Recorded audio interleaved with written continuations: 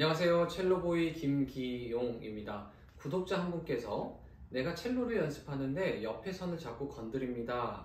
이걸 어떻게 해결하면 되나요? 라는 질문을 해주셨고, 또한 비브라토 할 때 왼손에 엄지손가락 힘이 많이 들어갑니다. 라고 어떻게 하면 좋을까요? 질문을 해주셔서 그에 대한 영상을 올려드리도록 하겠습니다. 먼저 줄은 서로 각도라는 게 있죠. 도선과 솔선, 솔선과 레선, 레와 라선, 서로 각도가 다릅니다. 또한 어떤 제작자가 만들었느냐에 따라서 브릿지의 각도, 지판의 각도가 다 다릅니다. 그래서 만약에 내가 가지고 있는 악기가 아무리 내가 포잉을 잘하고 각도를 잘 맞추는 연습을 했는데도 옆에 선을 건드리는 현상이 난다면 공방에 가셔서 브릿지의 각도와 지판의 각도와 브릿지의 각도가 정확한지, 잘 아구가 맞는지 체크를 해 보셔야 되고요.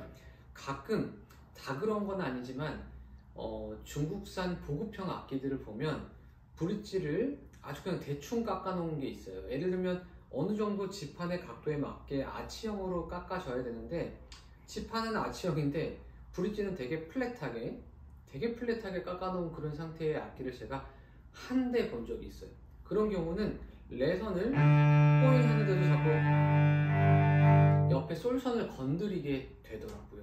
그래서 내가 나름대로 각도가 틀어지지 않게 연습을 했는데 자꾸 옆에 선을 건드리게 된다면 그거는 본인의 팔이 문제가 아니라 한번 공방에 가셔가지고 브릿지와 지판의 각도를 체크해 보실 필요가 있다고 사전에 미리 말씀드리고 영상을 찍어 보도록 하겠습니다. 자, 먼저 도선 포잉 연습, 그러니까 한마디로 포잉 연습을 많이 하셔야 돼요. 왜냐면 제가 아까도 말씀드렸다시피 무모든 첼로는 아무리 중국 악기 같은 회사에서 나온 보급형 악기라고 하더라도 브릿지와 지판의 각도가 다 다르기 때문에 내가 가진 악기로 얼마만큼의 각도가 차이가 나는지를 포잉 연습을 통해서 습관을 길들여야 돼요. 도선은 예를 들면 이 정도 포잉 해야 옆에 선을 건드리지 않구나. 그 다음 솔선은 도선을 붙인 상태에서 이렇게 각도를 틀어 보세요. 그러면은 약간 더 팔꿈치를 들면 레선이 건드려지고, 솔선에서 약간 팔꿈치를 내리면 도선이 건드려져요. 그러면 그 중간을 찾아야 되겠죠. 그래서 그 중간을 찾은 다음에 이 상태에서 옆에 선이 절대로 건드려지지 않게 포잉을 끝까지 하는 거예요. 팔끝까지. 그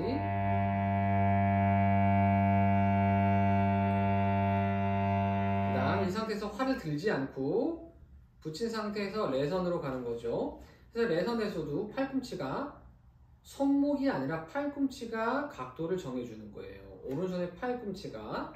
자, 여기서 활을 드는 게 아니라 레선으로 갈 적에 팔꿈치를 들어서 내가 눈으로 살짝 보는 거예요. 보고 이 정도 각도고 이 정도 팔꿈치의 높이면 솔선과 라선을 건드리지 않겠다 싶으면 다시 끝까지 포잉 연습을 하는데요.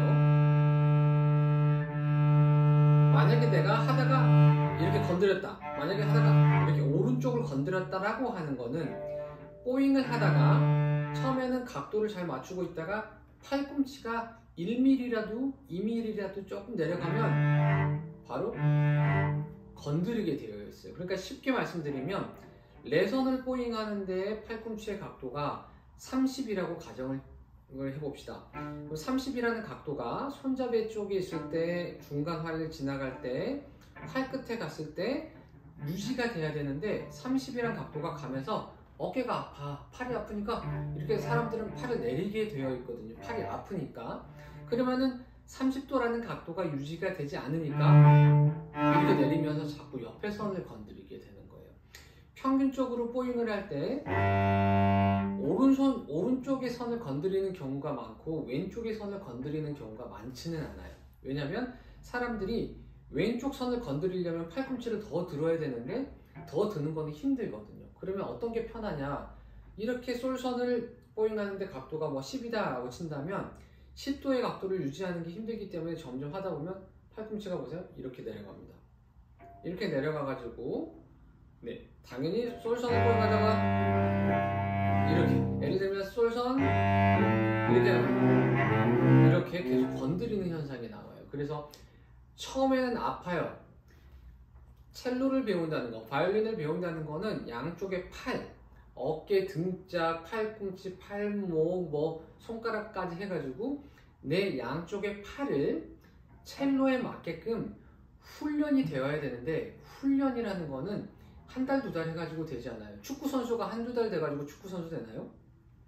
아마추어로 축구를 한다고 쳤을 적에 아마추어로 축구하는 동호회 선생님들이 한두 달 해갖고 그렇게 축구 동호회 하면서 훈련하나요? 안 그래요. 정말로 뽀잉 연습을 이렇게 팔꿈치를 들었을 때 당연히 어깨가 아프죠. 어깨가 아프면 저도 아파요. 근데 저는 왜 괜찮을까? 전문 연주자들은 뭐 어깨가 안 아플까? 그게 아니에요. 10년, 20년, 30년을 훈련을 하고 레슨을 받고 연습하면서 팔꿈치가 들어져 있을 때 어깨랑 팔과 팔뚝과 모든 이 근육들이 훈련을 통해서, 연습을 통해서 발달이 되어 있기 때문에 안 아픈 거예요. 네. 저도 처음에 생각하면 처음 첼로를 배웠을 중학교 3학년 때 이렇게 스집기를 하는데 이것만 한 1분도 안 됐는데 팔이 아파서 아이고 팔 아파 이랬거든요. 그렇기 때문에 아픈 건 당연합니다. 내가 뭐 잘못해서 아플 수도 있지만 팔꿈치를 드는 현상으로 인해서 어깨가 조금 근육이 텐션이 조금 온다거나 팔대가 힘이 들어간다, 이런 거는 아주 자연스러운 현상이에요. 근데 그런 게 훈련이 돼서 내 몸에 익숙하고 습관이 되게 만들려면 수개월 또는 수년의 반복 연습이 필요하고 시행착오가 필요하고 넘어지고 다시 일어나고 넘어지고 다시 일어나고 피나면 다시 붙이고 그러면서 경험을 통해서 계속 발전하는 겁니다.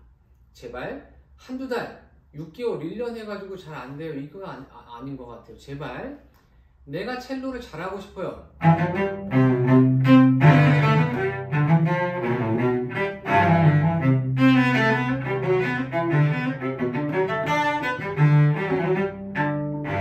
뭔가 옆에선 건드리지 않고 어느 정도 멋지게 연주하고 싶은 분들이 분명히 많이 보실 거라고 생각합니다.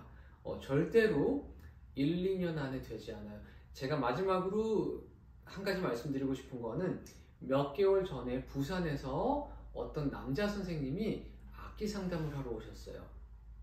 근데 악기를 제가 보여드리면서 앞방에서 테스트를 하는데 뭐 생상,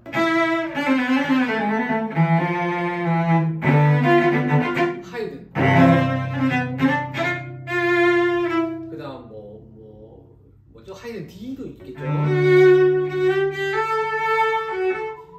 이런 걸로 테스트를 본인이 하길래 저는 처음에 전공자인가 라고 싶었는데 알고 봤더니 취미로 하시고 직업은 따로 계셨어요. 그래서 제가 죄송하지만 어떻게 이렇게 직장생활 하시고 나이도 40이 넘으셨는데 이렇게 첼로를 마치 전공자들이 하는 콘체르토를 막 다 하시고 하실 수 있냐고 여쭤봤더니 거의 개인 레슨 10년.